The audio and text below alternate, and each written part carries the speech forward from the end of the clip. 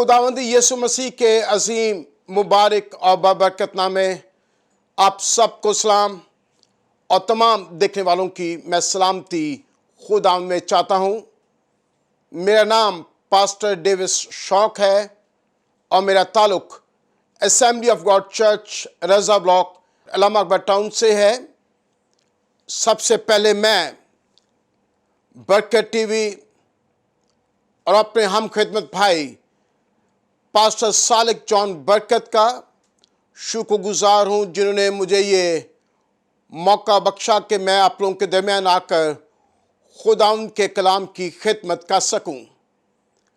आज हम खुदावंद के पाक कलाम से बड़े ख़ास मजमून पर सीखने को हैं और वो आज का हमारा मजमून है बेलौस मोहब्बत, अनकंडीशनल लव। आए खुदावंद के पाक कलाम से अपनी नसीहत के लिए हम दो हवाला जात देखेंगे। पहला हवाला यूहन्ना रसूल की अंजील और उसका 13वां बाब और उसकी 34 और 35 दो आयात देखेंगे अपनी नसीहत के लिए।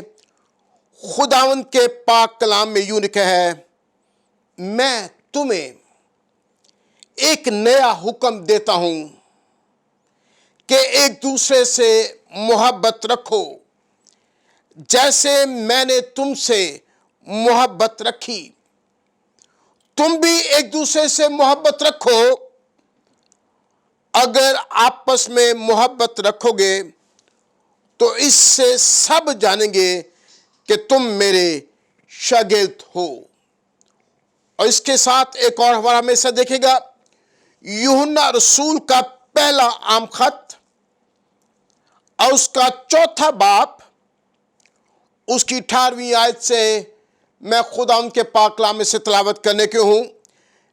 यूं मरकूम है, मोहब्बत में खौफ नहीं होता, बल्कि कामिल मोहब्बत खौफ को दूर कर देती है, क्योंकि खौफ से अजाब होता है और कोई खौफ करने वाला मोहब्बत में कामिल नहीं हुआ। हम इसलिए मोहब्बत रखते हैं कि पहले उसने हमसे मोहब्बत रखी। अगर कोई कहे कि मैं खुदा से मोहब्बत रखता हूं और वो अपने भाई से अदावत रखे तो झूठा है, क्योंकि जो अपने भाई से जिसे उसने देखा है मोहब्बत नहीं रखता, वो खुदा से भी जिसे उसने नहीं देखा मोहब्बत नहीं रख सकता। और हमको उसकी तरफ से ये हुक्म मिला है, जो कोई खुदा से मोहब्बत रखता है वो अपने भाई से भी मोहब्बत रखे। खुदावंद के पाक कलाम के पढ़े सुने जाने पर उसकी बरकत हो, आमीन। मेरे अजीज बहनों भाइयों, मैं और आप लोग सभी इस बात से बड़े अच्छे तरीके से वाकिफ हैं, आज मुझे और आप लोगों को इस दुनिया में जिंदगी गुजारने के लिए रिश्तों की और ताल्लुकात की जरूरत पड़ती है। और मैं आप लोग इस बात के लिए खुदावंद के शुक्रगुजार हैं कि खुदावंद ने मुझे और आप लोगों को, हमें से हर एक को खानदान में मुख्तलिफ रिश्ते बख्शे हैं। और खुदावंद ने मुझे और आप लोगों को कलीसियों में अच्छे ताल्लुकात बख्शे हैं।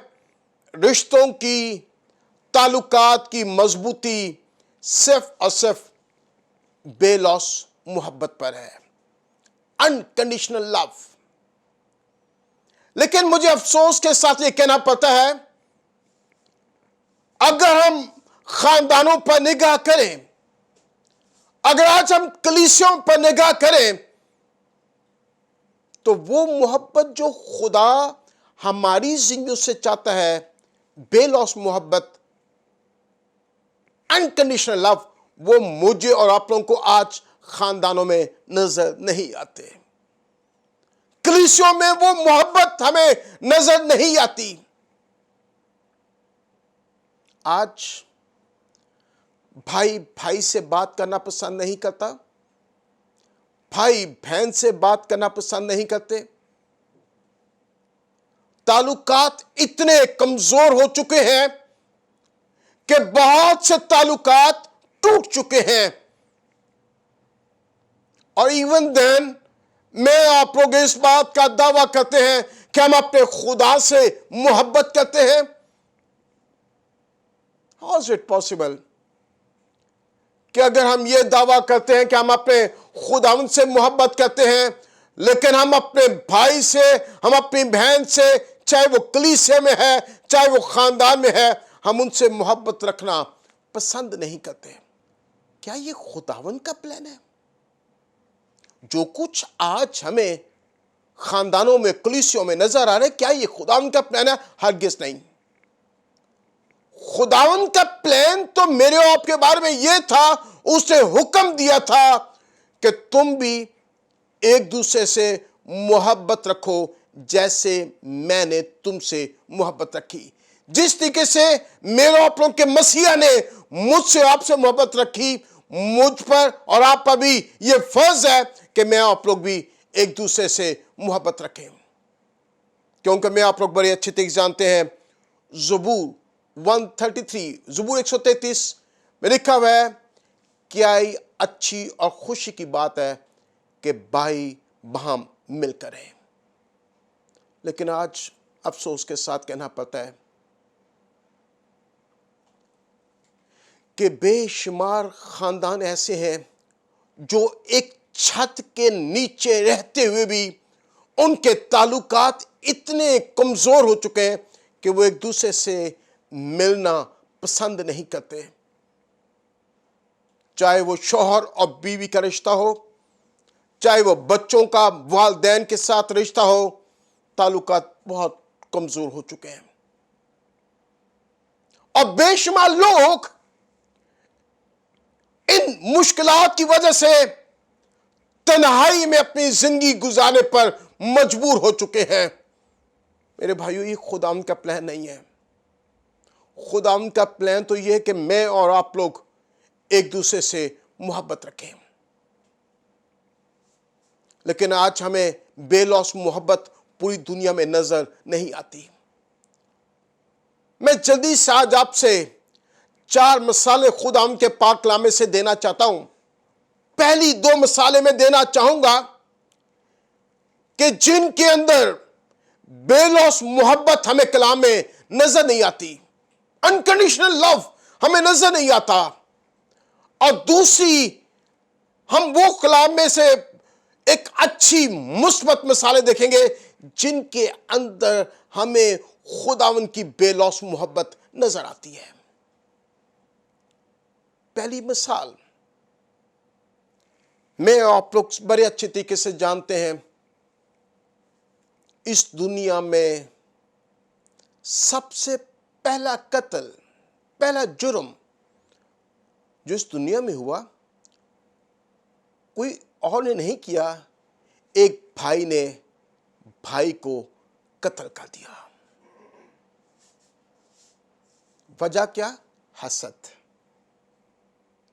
वजह क्या? नफरत। वजह क्या? बुग़्ज़।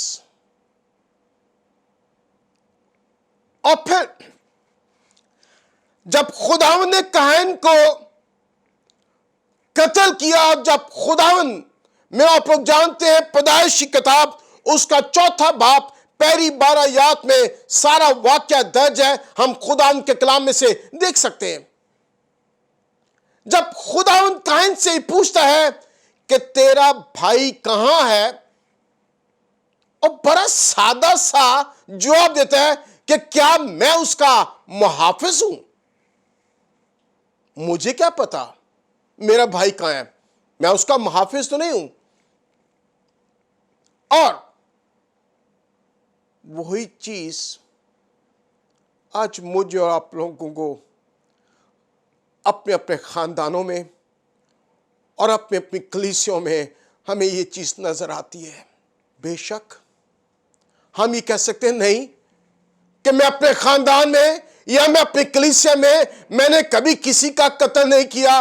अपनी जुबान की वजह से, अपनी चालाकी और अपनी मकारी और अपनी होशियारी की वजह से बेशुमार मतबा मैं और आप लोग अपनी बहनों का, अपने वालिदैन का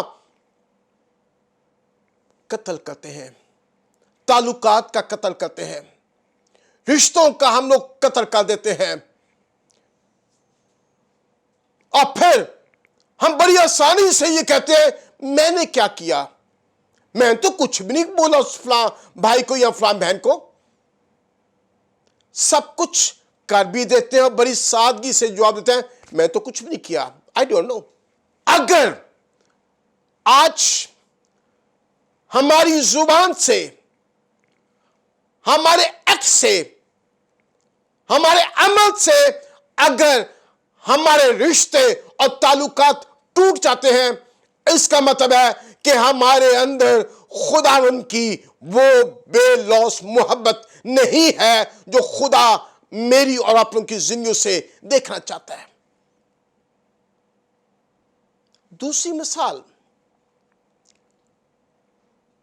में आप लोग बड़े अच्छे तरीके से जानते हैं, मुकद्दस लूका की अंजील उसका 15वां बाप 11वीं आयत से 32 आयत तक मुसफ बेटे का वाक्य बड़ा वाज़िया तौर पर दर्ज है।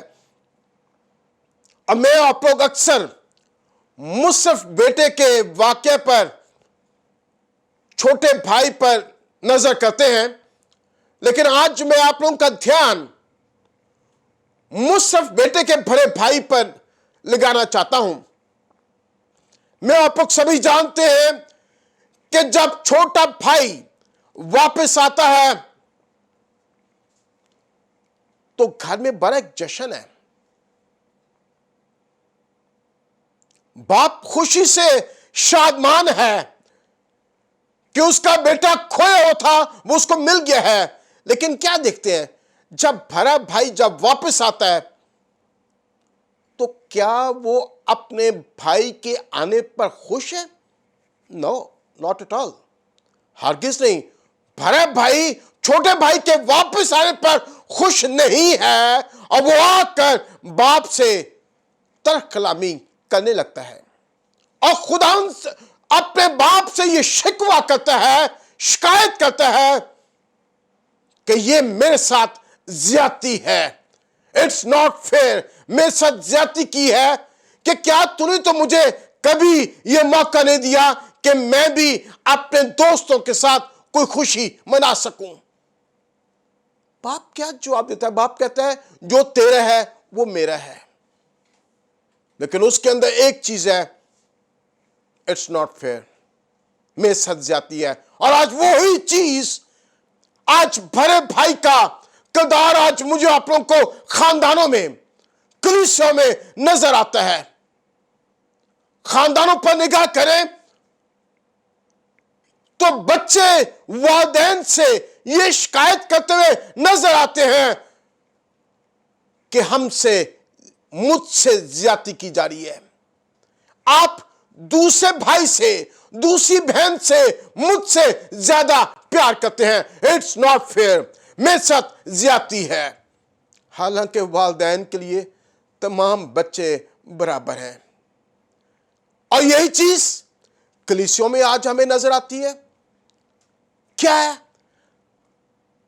हर बहन भाई पासबान से छोटी सी बात पर हम खफा हो जाते हैं कि पादी साहब मुझे तरजीह नहीं देते, पादी साहब आप मेरे साथ ज्यादती कर रहे हैं, पादी साहब इट्स नॉट फेयर कि मैं इतनी देर से कलीसिया से रिफाकत रख रहा हूं, मुझे आपने कभी दुआ का मौका नहीं दिया। कलीसिया का हर फर्द इसी बात पे मेरे साथ ज्यादती की जा रही है, it's not fair, it's not fair. और हम इसी बात पे हम अपने ताल्लुकात तोड़ डालते हैं, इसी बात पर हम अपने खानदानों में अपने रिश्तों को तोड़ देते हैं, सिर्फ इस बात पर कि मेरे साथ ज्यादती की जा रही है। क्यों? वजह क्या है? वजह एक ही है कि हमारे अंदर वो बेलौस मोहब्बत हमें नजर नहीं आती। मैं आप लोग अगर खुदावंद यीशु मसीह की जिंदगी पर नजर करें तो मैं आप लोग सभी जानते हैं, क्या उसके साथ ज्यादती कम हुई? क्या उसने किसी मौके पर यह है कहा कि मेरे साथ ज्यादती की जा रही है, इट्स नॉट फेयर, मेरा क्या कसूर है, मेरी क्या गलती है? किसी मौके पर मेरे आप लोग के मसीहा के मुंह से ये अल्फाज नहीं निकले कि मुझसे ज्यादती की जा रही है। उसने तो ये कहा, अय बाप इनको माफ कर दे क्योंकि ये नहीं जानते कि क्या करते हैं। अगर हम, जिस तरह हमने देखा कायन और उसके बाद मुसफ बेटे के भरे भाई के किरदार में जब हमने निगाह की, दोनों किरदारों में हमें खुदा की बेलौस मोहब्बत नजर नहीं आती। लेकिन अब आगे हम लोग दो ऐसी मिसालें देखना चाहते हैं जिनकी जिंदगियों में हमें खुदावन की बेलौस मोहब्बत नजर आती है। मैं पहली आपको एग्जाम्पल देना चाहता हूं, वो है मैं और आप लोग पुराने ऐहदनामा में यूसुफ की जिंदगी के ताल्लुक से बहुत अच्छे तरीके से जानते हैं।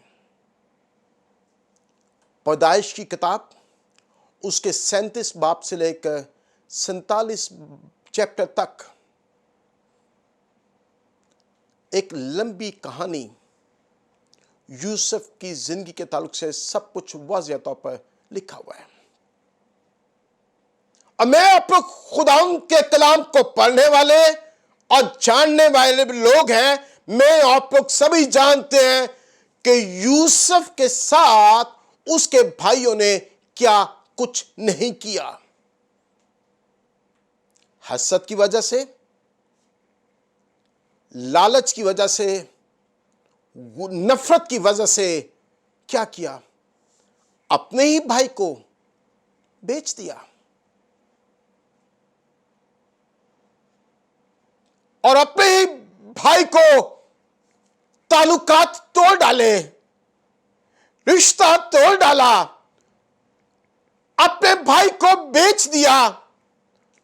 और मैं और आप लोग बड़े अच्छे तरीके से वाकिफ हैं, मैं बात को छोटी करना चाहता हूं। उसी यूसुफ को जिसके भाइयों ने बेच दिया था, एक वक्त आता है कि वो मिस्र में पहुंचकर मिस्र का हाकिम बन जाता है। और जब हाकिम बन जाता है और फिर मैं आप लोग जानते हैं क्या है, पूरे मुल्क में काल पड़ जाता है। और यूसुफ के भाई भी मिस्र में अनाज लेने को अपने ही भाई के पास पहुंचते हैं। और यूसुफ के भाई इस बात से वाकिफ नहीं है कि वो जिनसे वो अनाज लेने को मिस्र में पहुंचे हैं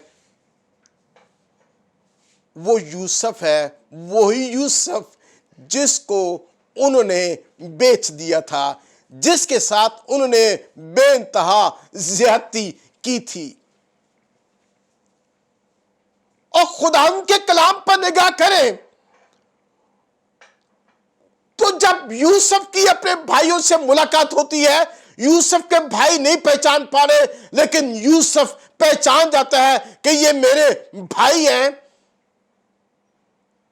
किसी मौका पर यूसुफ ने ये नहीं कहा कि तुमने मेरे साथ बहुत ज्यादती की थी, अब आज मैं तुम्हारे साथ ज्यादती करूंगा, मैं तुम्हें अनाज नहीं दूंगा। Not at all. यूसुफ की जिंदगी में चीज नहीं थी।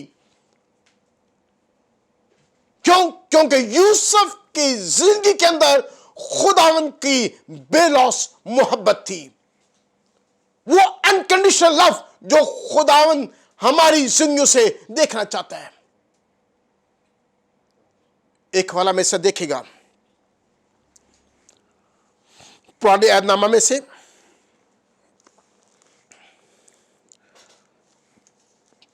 पैदाइश की किताब उसका 45 बाब